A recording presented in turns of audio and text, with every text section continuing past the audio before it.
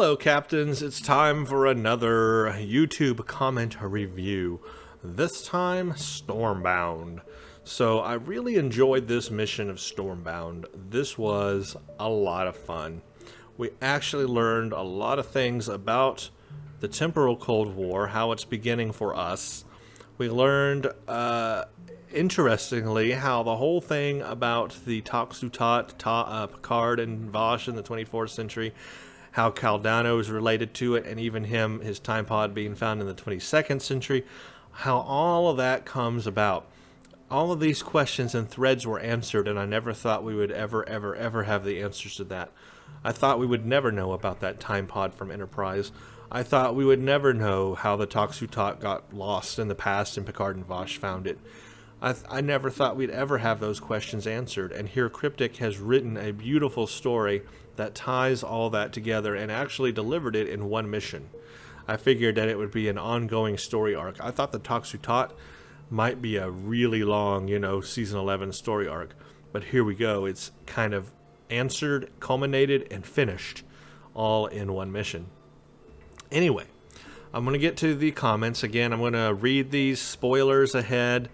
I will, edit in between as needed. I'm going to read them and then answer what I can. So first of all, just want to say thank you for all the comments you've given me in the video. I appreciate everyone who has watched this. Here we go. Strifey brings up an interesting question. The thing I didn't get is why we were so rude to the Nakul in the end, like proudly telling them that the one thing that could have saved them was hidden, never to be used again by us. And why didn't we attempt to reignite the star at least before hiding the inhibitor? I know it's supposed to play out like that in the end, but we didn't even try. That seems a bit out of character for a Starfleet officer.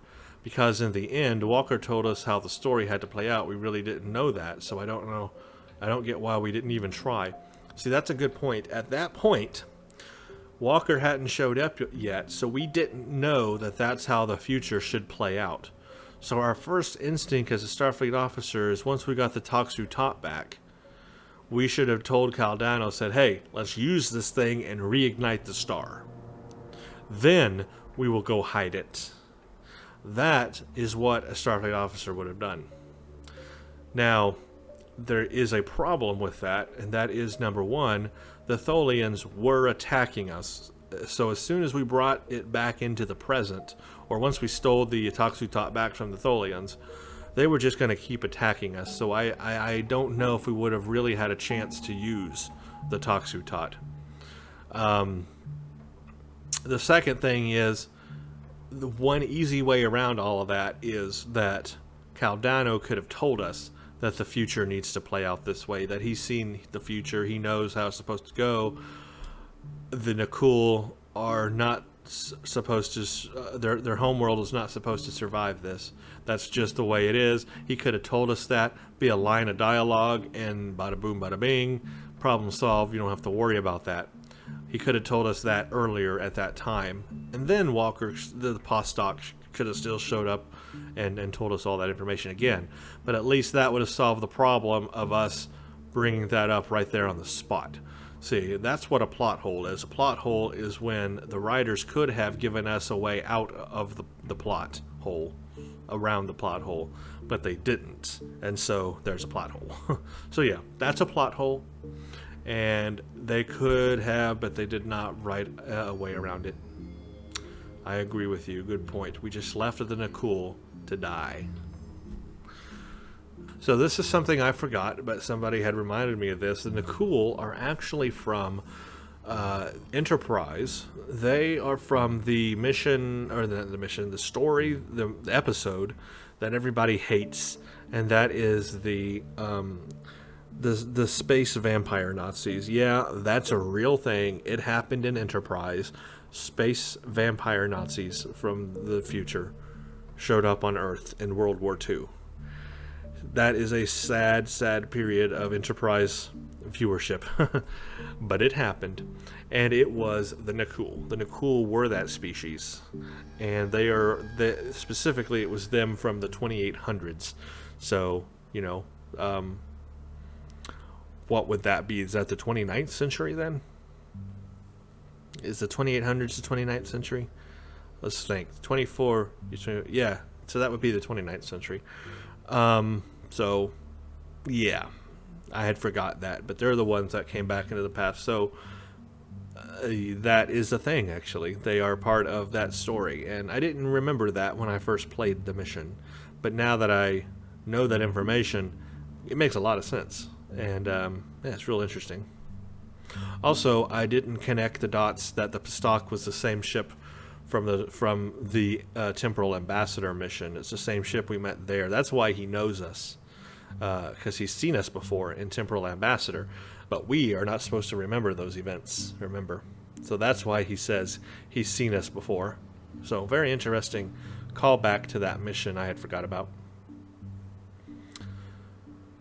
Says, this is my biggest problem with time travel and Stowe. They never do it right. I was impressed with the Dreadnought time ship that came in to help at the end, but that's how the players should be when they go into the past. I'm sick of playing time travel missions and getting my butt kicked by some D7 Klingon starship. Yeah, so, you know, that's the thing is, anytime we go to the past, it seems like we're still the same level.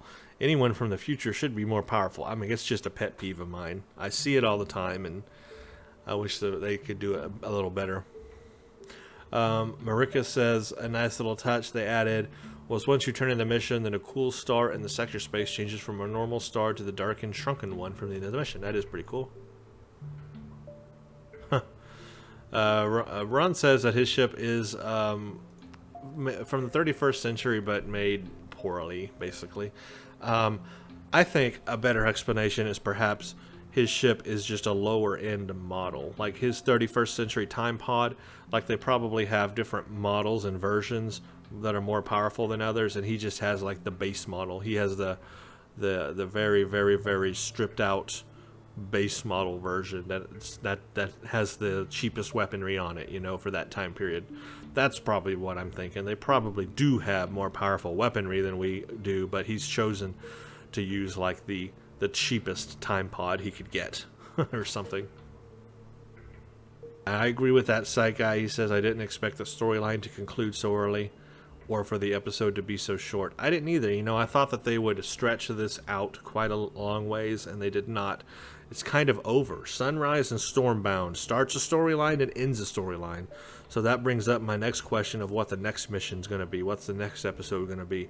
It can't be about this because that's resolved. Taksutat resolved. Wesley says Caldano's from the 31st century, not the 27th. Actually, you got that backwards. He is from the 27th. He did mention it in the episode, but also this was learned all the way back in Enterprise, no, TNG, where they mentioned Caldano's from the 27th century. He invented the Tox Utat in the 27th century. Now, somehow he came about a 31st century time pod, but that's a different story. Somebody from the 31st century must have visited him. You can probably guess who that somebody is. Says, I'm a huge fan of the Enterprise series, and I always wanted to know the mystery behind this episode. Now I know. Yeah, I think this is something I didn't expect that they would ever get to. I really, really, really didn't think that they would touch these two storylines. And yet they have, and they've tied it into the temporal Cold War. I'm interested to see where it goes. The guy says, perhaps Caldano's ship was an experimental ship? No. No, because they had time travel way before that. There's nothing experimental about that ship. Bigger on the inside tech is probably very common in the 31st century. I think it's just a lower end model, like the base model. Cheapest weaponry, all that kind of stuff, stripped down. Knowing that he'd be traveling into the past, he probably didn't bring the best ship he could, you know, in case it got stolen or something. This person lets me know that my liberated Borg bridge officer has been doing missions without a weapon. I didn't even realize she didn't have a weapon. I guess I need to give her one. Okay, so the name of the Enterprise mission, which I did put in the description, is called Future Tense. So go watch Future Tense and then play this mission, and you will have a lot of fun. Lee makes a very good point. Why not just destroy the thing if it's too powerful? Why hide it? Time is irrelevant to these people. I say in the 50th century it'll be on the level of Q. So yeah, Why not just destroy the Toxutot? If Caldano really thinks it's that deadly, why not just destroy it? But I guess the answer to that is because he knows Picard's going to find it in the 24th century and destroy it anyway. And those events have to happen. So he knows those events have to happen, so he's like, well, predestination paradox, gotta go bury it in the past so Picard can find it and destroy it. If I destroy it now, I'll change history, I'll change the future. So that's probably why. It's one of those predestination paradoxes. Remember, the past comes before the future. Picard found the Toxutot before Caldano hit it. No, he found it after he hit it, because he hit it in the 22nd century. Let me put it a different way. Picard destroyed the Toxutot before Caldano realized he had to hide it. Ooh, that's a good one. Yeah, time travel will make your head hurt. So, T Big Gong lays it all out for us. Here's what's canon. A TNG episode featured a 26th century time pod that was stolen by an imposter from the 22nd century, where the NX-class Enterprise is from, and where the Toxutot is originally hidden on Risa by us and Caldano. He's referring to the episode of TNG where that guy showed up and said he was from the 26th century, but really he was from the 22nd century because the guy from the 26th century traveled to the 22nd century.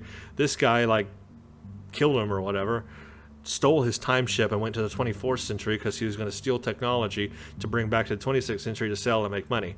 Anyway, whatever that episode is called, that happened. That was a thing. So we know for sure by the 26th century time travel is easy and affordable. I guess, I don't know, everyone time travels, but whoever the original time traveler was, we don't know what race he was, but his time pod, it didn't look anything like Federation or Starfleet, but you never know. I don't know. But anyway, that's not really connected to any of this. That's just a fact. That's just a fact that 26th century is kind of the first future of Star Trek we saw in TNG. The Toxutot was created in the 27th. The mysterious figure that communicate, also to note in that, is that the Vorgons are from the 27th century as well, and they were after the Toxutot. The mysterious figure that communicated with the Suliban was from the 28th century faction in the Temporal Cold War. Are we sure it was the 28th century? I guess it might have been the 28th century. Seems like an odd time period, though. I would have thought maybe the 29th, but anyway, 28th, okay.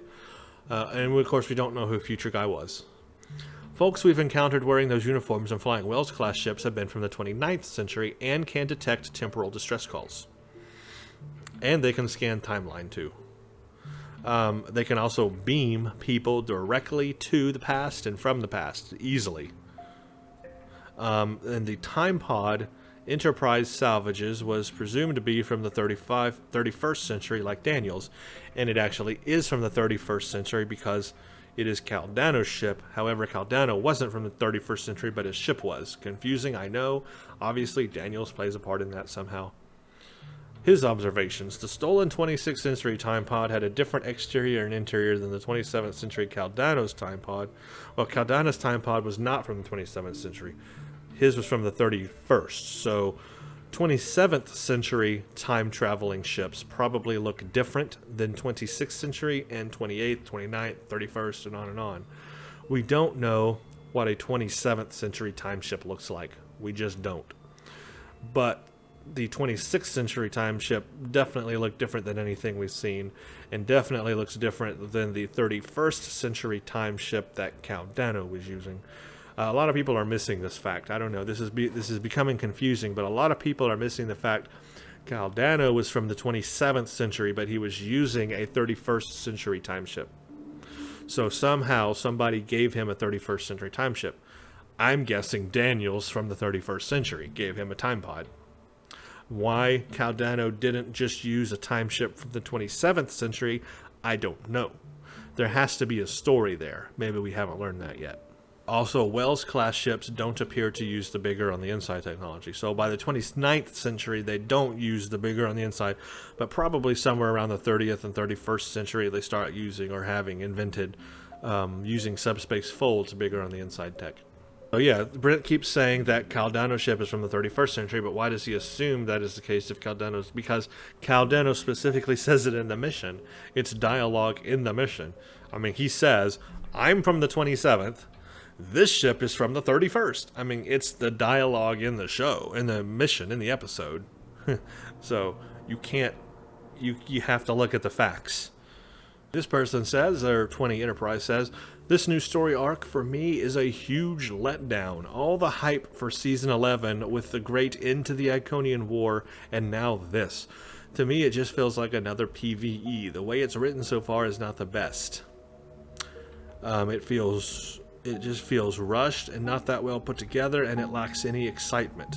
But that's just my own opinion. I mean, they could have made a story that carried on from the Iconians and some more advanced race taking notice on what they had done. Another one of the things that has been done over and over, the Mirror Universe, which has been done time and time again on the shows and here in game.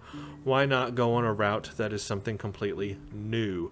I agree with the last statement. Why not go with the route that is something completely new? And they even said season 11 is going to be back to the basics, exploration, Iconian War and all that behind us, yet we are right back into a war. Now, I like the idea of the temporal Cold War and all that, but we just did a storyline mission with a war and with time travel, and now we're getting right back into it again. We needed a break. We needed a break. We needed like a 6-month break and then start us in the temporal Cold War. Give us something completely new. 6 months of exploration missions. Bada bing, bada boom. Done. And then after 6 months, bring us into the temporal Cold War. That's all I'm saying. We needed a break. We needed something new, something that is new. Everything that we're getting into is old, even though we're learning new things about it. It's an old story. It's from another TV series. So, you know, that is a discussion in itself. Anyway, that's what I've got here on the comments for Stormbound. Again, I want to thank everybody for leaving their comments. I appreciate it. You have opened my eyes to some new possibilities and theories and outlooks on these missions, and I really appreciate that. I am looking forward to what the next mission is going to be, because it seems like Sunrise and then Stormbound started a storyline arc and then finished it completely. I don't see that there's any more story needs to be done about the Toxutot. It's done. Caldano is dead. What's left there? Nothing. So I'm interested to see where they go with the next mission. Okay, well, thank you all for watching, and stay tuned for the next one.